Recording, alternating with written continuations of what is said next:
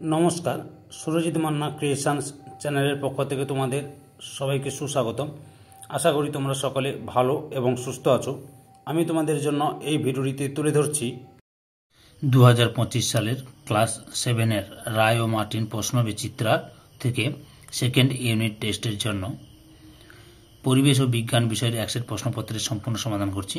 তোমরা আমার এই চ্যানেলের মাধ্যমে ক্লাস 7-এর রায় ও মার্টিন প্রশ্নবিচিত্রা থেকে সেকেন্ড ইউনিট টেস্টের জন্য বাংলা, পরিবেশ ও বিজ্ঞান, ভূগোল, ইতিহাস এই 4টি বিষয়ের সমাধান হবে।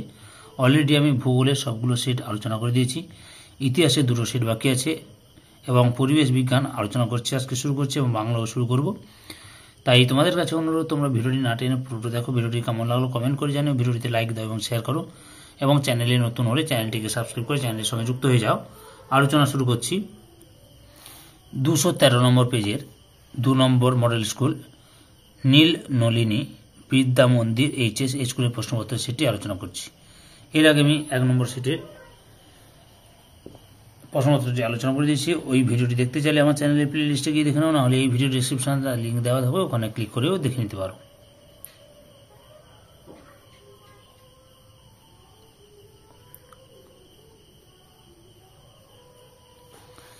একে থেকে সঠিক উত্তরটি নির্বাচন করো। প্রথমে রয়েছে প্রদত্ত কোনটি স্বপ্রবাহ বস্তু? অপশন সিতে জ্বলন্ত বাল্ব। 2 নম্বর সমতল আয়নার প্রতিফলনের ফলে যে অক্ষরটি পার্শ্বীয় পরিবর্তন হবে না তা হল? অপশন সিতে ও। 3 নম্বর প্রদত্ত পদার্থগুলির মধ্যে চৌম্বক পদার্থটি হল? অপশন এতে কোবাল্ট। 4 নম্বরের চুম্বকের আকর্ষণ ক্ষমতা বেশি হয়? অপশন সিতে 2 প্রান্তের কাছাকাছি। 5 নম্বরে বাল্বের যে অংশ আলো দেয় সেটি হল? অপশন বিতে ফিলামেন্ট। 6 নম্বর তড়িৎ বর্তনীতে পরিবাহী রূপে সবথেকে বেশি ব্যবহৃত হয়? অপশন সিতে তামা। 7 নম্বরে বর্তমানে শক্তি চাহিদার বেশিরভাগটাই আসে? অপশন ডিতে জীবাশ্ম জ্বালানি থেকে। 8 নম্বরে একটি পরিবেশ বান্ধব বিদ্যুৎ শক্তির উৎস হল? অপশন বিতে জলবিদ্যুৎ। 2 দাগে শূন্যস্থান পূরণ করো। প্রথমে রয়েছে এক্স রশ্মি আবিষ্কার করেন বিজ্ঞানী রন্টজেন। 2 নম্বরে ইউ আকৃতি চুম্বককে অশ্বক্র আকৃতি চুম্বক বলে।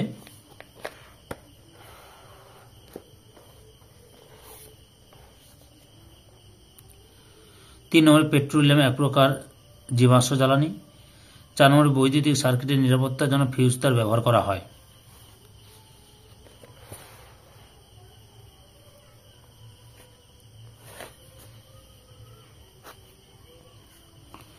3 নম্বর ঠিক বা ভুল নির্বাচন করো। প্রথমে রয়েছে নিয়মিত প্রতিফলনের ফলে প্রতিবিম্ব গঠিত হয়, ঠিক।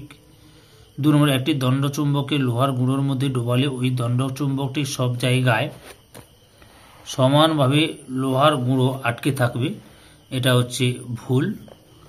তারপরে কি রয়েছে? 3 নম্বরে লেড এলইডিতে ফিলামেন্ট থাকে না, ঠিক। 4 নম্বরে তাপবিদ্যুৎ কেন্দ্রে গ্যাস পুড়িয়ে বিদ্যুৎ উৎপাদন করা হয়, ভুল। কয়লা পুড়িয়ে বিদ্যুৎ উৎপাদন করা হয়। এরপরে লক্ষ্য করো, 4 থেকে 2-1টি শব্দে উত্তর দাও। প্রথমে রয়েছে পেরিস্কোপ যন্ত্রে 2টি সমতল দর্পণ কত ডিগ্রি কোণ করে অবস্থান করে? 45 ডিগ্রি। 2 নম্বরে ছায়ার গাঢ় অন্ধকার অঞ্চলকে কি বলে? প্রচ্ছায়া। 3 নম্বরে আপতন কোণ ও প্রতিফলন কোণের সমষ্টি 90 ডিগ্রি হলে প্রতিফলন কোণের মান কত হবে? 45 ডিগ্রি। 4 নম্বর পৃথিবী নিজেই একটি বিরাট চুম্বক, এই কথাটি কে সর্বপ্রথম বলেন? ডক্টর গিলবার্ট প্রথম বলেন। তারপরে কি রয়েছে? 5 নম্বরে রয়েছে তড়িতের সুপরিবাহী পদার্থের 2টি উদাহরণ দাও। লোহার পেরেক, স্টিলের চামচ। 6 নম্বরে তড়িৎ প্রবাহ বলতে কি বোঝায়?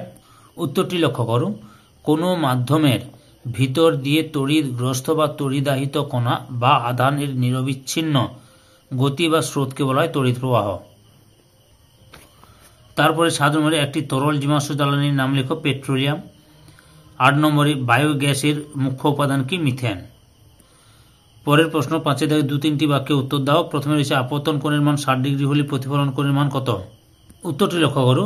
আপতন কোণ 60 ডিগ্রি, অতএব প্রতিফলনের সূত্র অনুযায়ী প্রতিফলন কোণ সমান 60 ডিগ্রি। 2 নম্বরে নিয়মিত প্রতিফলন ও বিক্ষিপ্ত প্রতিফলনের 2টি পার্থক্য লেখো। নিয়মিত প্রতিফলন ও বিক্ষিপ্ত প্রতিফলনের মোট তোমাদের সামনে 7টি পার্থক্য তুলে ধরলাম। তোমরা যে কোনো দুটি পার্থক্য বা তিনটি পার্থক্য ভালোভাবে পড়ে নেবে। 3 নম্বরে চুম্বকের বিভিন্ন ধর্মগুলি লেখো। লক্ষ্য করো চুম্বকের বিশেষ ধর্ম বা ধর্মগুলি, যেখান থেকে শুরু করবে 1 2 3 4 5 6 7টা ধর্ম দেখালাম তোমাদের সামনে। 4 নম্বরে কোনো চুম্বকের চুম্বকত্ব কী কী কারণে নষ্ট হয়? উত্তরটি এখান থেকে শুরু করবে, এত পর্যন্ত লিখবে। 5 নম্বরে ফিউজ তারের কার্যনীতি লেখো। লক্ষ্য করো ফিউজ তারের কার্যনীতি এখান থেকে শুরু করবে, এত পর্যন্ত লেখো। পরের অংশটি দেখাচ্ছি, আবার এখান থেকে শুরু করো, এত পর্যন্ত লিখতে হবে, বুঝতে পেরেছ? হয় পর্যন্ত। 6 নম্বরে বৈদ্যুতিক বাল্বের ফিলামেন্ট টাংস্টেন দিয়ে তৈরি হওয়ার কারণ কি? কারণটা তোমরা এখান থেকে এত পর্যন্ত লিখবে।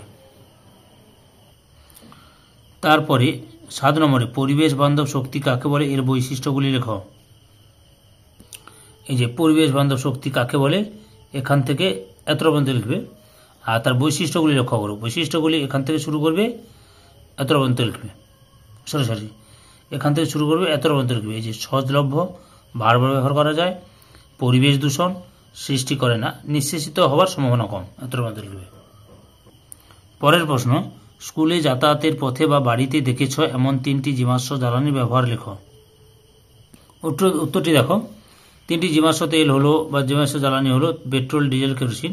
ব্যবহার অর্থাৎ এখান থেকে এতটা পর্যন্ত লিখবে, বুঝতে পেরেছ? এখান থেকে এতটা। এবার লাইফ সায়েন্সের পার্টটি লক্ষ্য করো। 1 থেকে সঠিক উত্তরটি নির্বাচন করো। প্রথমে রয়েছে একটি ফুলের সবচেয়ে বাইরের স্তবক হলো অপশান বি এতে বৃত্তি।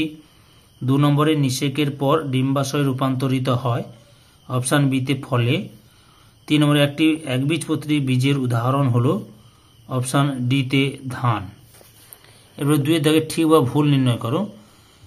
পর্বত উদ্ভিদের কাণ্ডে থাকে, ঠিক। 3 এর দাগে 2 একটি শব্দে উত্তর দাও। প্রথমে রয়েছে 1 এর দাগে উদ্ভিদের পাতার প্রধান কাজ কি? উদ্ভিদের পাতার প্রধান কাজ হলো খাদ্য তৈরি।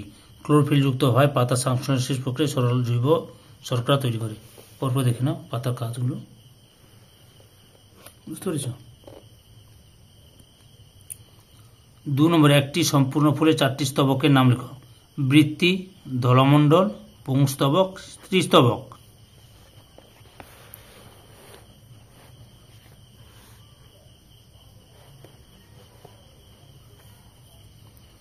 চারিদিকে 2-3টি বাক্যে উত্তর দাও, যে কোনো দুটি।